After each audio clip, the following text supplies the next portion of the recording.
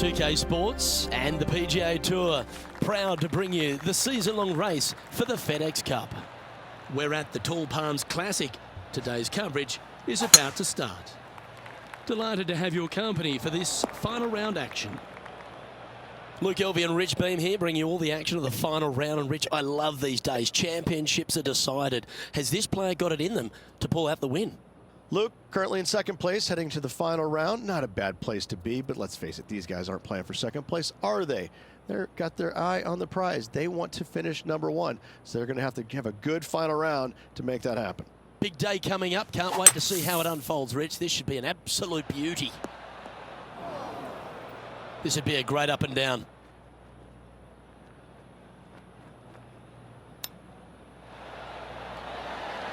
That's a wonderfully played chip shot there. Oh, Dr. Chipinski strikes again. They've held it. That's very gutsy. Yeah, in the bunker, off the tee, great recovery. Par threes always offer up that hope of a hole-in-one.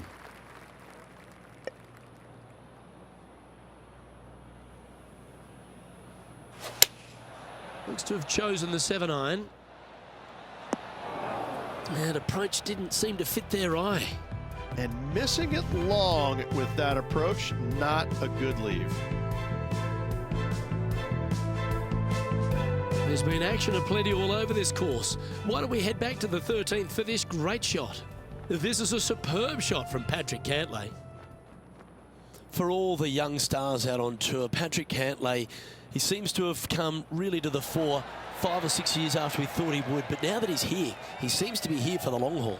Well, I think he appreciates the game more than he did when he went through the spells where he was injured. I think that being away from the game really gave him a different outlook on it, and I think now he appreciates it. He plays it so well. He's methodical, he's talented, he really understands and knows what he's capable of achieving in his game, and he does it. He's a competitor. I love the way he plays the game. And John, what's this one looking like? Well, they lucked out here. I mean, they did get into some deep rough, but the lie ended up being not too bad. That's a shame. Had a chance to hit the green, but couldn't quite get there. Can't fault him there. This rough is nasty. No fault in missing the green.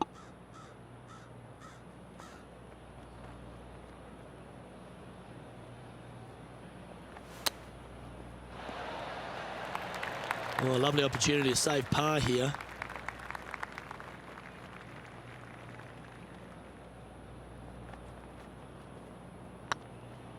Go on, get in the hole.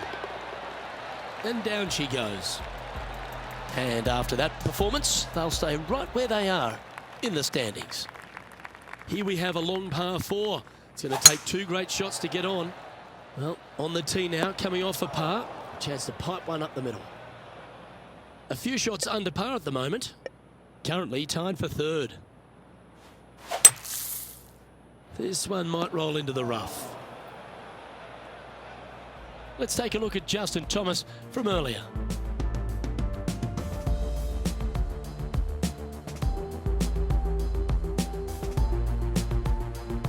Oh, I gotta say, this is a gorgeous thing, isn't it? Rich, there's a lot to like about Justin Thomas, isn't there? He's short in stature and not a big build, but a really pound-for-pound great player. He's learned a lot on how to play the game over the first few years on tour.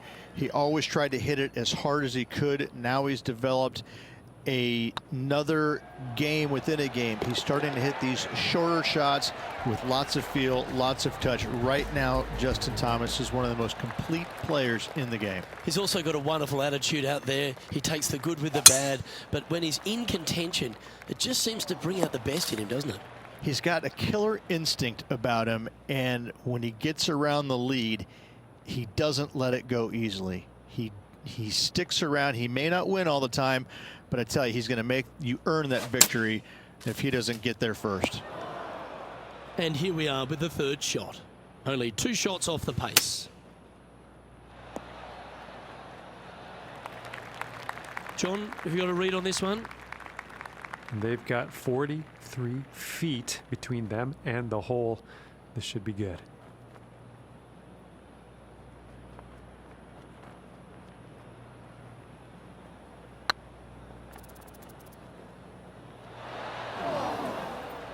Just hammered that through the line. Pretty straightforward 4-footer coming up here. That limits the damage. Got to say, putting this well from this distance is a huge confidence booster. Time to tee off at the 6th. That is right down the sprinkler line. Well, this player is certainly finding this spot a couple of times this week. Same spot as yesterday, looking for the same result today.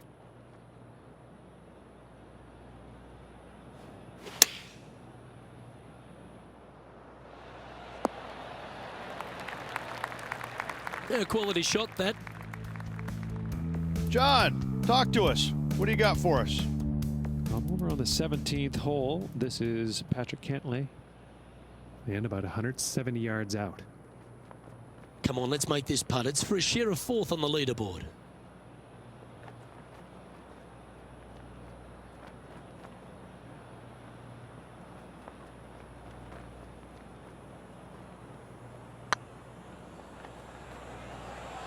That's the right pace. This should drop.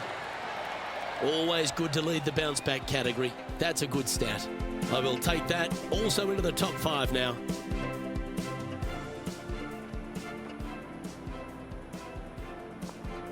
And JT is currently our leader. Teeing off here at the 7th. Luke, coming off a birdie at the last hole, this player finally is making something happen. Looking forward to the next hole, but danger lurks if they're not careful.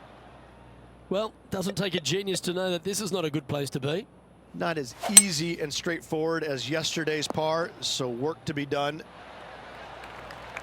And let's have a look at Tony Finau.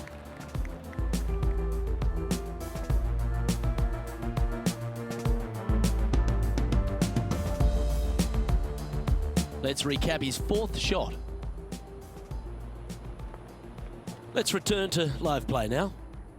Getting ready to play their 3rd. 2 strokes off the lead.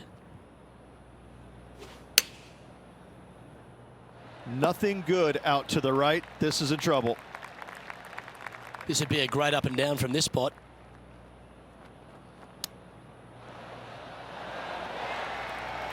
If he makes this, he'll save his par.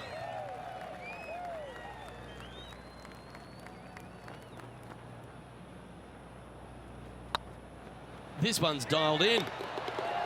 Now, nice to make a mid-range par putt. Trailing by a couple of strokes now. Let's see what happens here at the 8th.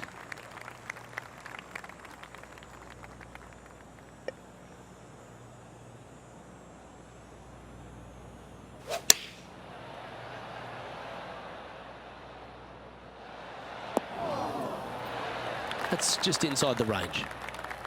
Oh, this is a long way from downtown, but you're closer. John, what's he got in front of him? Looks like about 22 feet to the hole. Well, what a lovely putt to make. And with that, he'll move to 4 under par. I'm pretty sure this player will be buoyed by that birdie back at the last. Let's see if they can deliver another one. That should find the cut stuff. Let's take a look at Kevin Kisner's effort from earlier.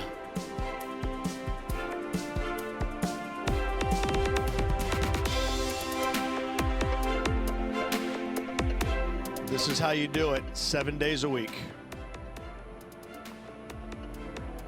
And this shot from about 150 yards out. Straight downwind, tough to put a lot of spin on it and hold the green.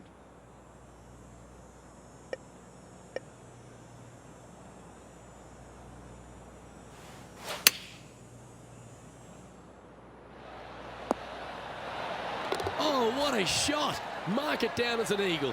Well, what a way to make a move to the top of the leaderboard.